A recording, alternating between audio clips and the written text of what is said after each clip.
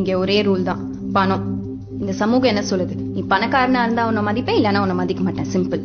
நீ எங்க வேணா வேலை செய்ய, எவனை வேணா சுரண்டி தின்னு, காக்கா பொடி, அடிமேற, ஊழல் பண்ண, லஞ்சம் வாங்க, குத்து, அடி, மிரட்டு, கொலை பண்ண, ரேப் பண்ண, எத்தனை பேர் வயிற்றுல வேணா மிதி, எவ்வளவு பேரை வேணா முட்டாளாக்கு, பல்லாயிரக்கணக்கான லட்சக்கணக்கான கோடிக்கணக்கான பணத்தை வேணா கொள்ளாடி, யாரும் ஒன்ன தூக்கி போட்டு மிதிக்க மாட்டாங்க.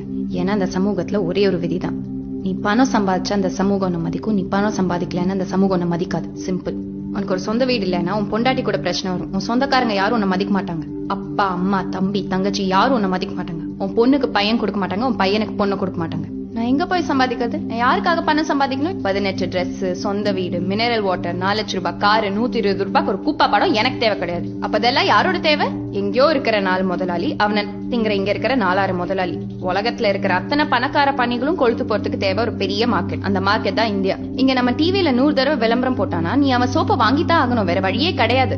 தினம் தினம் உழைச்சு ஆசைப்பட்டு தேவையில்லாத குப்பை எல்லாத்தையும் வாங்கி எதுக்கு வாங்கினோங்கிறதே மறந்து போய் அடுத்த நாள் காலையில மறுபடியும் எந்திரிச்சு உழைச்சு கொட்டணும். அப்பதான் உலகத்துல இருக்கிற அத்தனை பணக்காரங்களும் சந்தோஷமா இருப்பாங்க. அவங்கள சந்தோஷமா வச்சுக்கதான் கடவுள் ஒன்ன படைச்சிருக்காரு. இது எல்லாத்தையும் புரிஞ்சுக்கிட்டு இந்த சமூகம் சொல்லி கொடுக்கற மாதிரி உன் தேவை எல்லாத்தையும் பூர்த்தி பண்ணிக்கிட்டே சேர்த்து போனாதான் இது ஒரு குடும்பம். அப்பதான் இந்த சமூகம் இந்த குடும்பத்தை ஏத்துக்கும். அப்பதான் ஒன்ன இந்த சமூகம் ஏத்துக்கும். இதுக்கு எல்லாத்துக்கும் ஒத்துக்கிட்டாதான் இந்த சமூகத்துல என்ன சொல்றது, சந்தோஷமா வாழ முடியும்.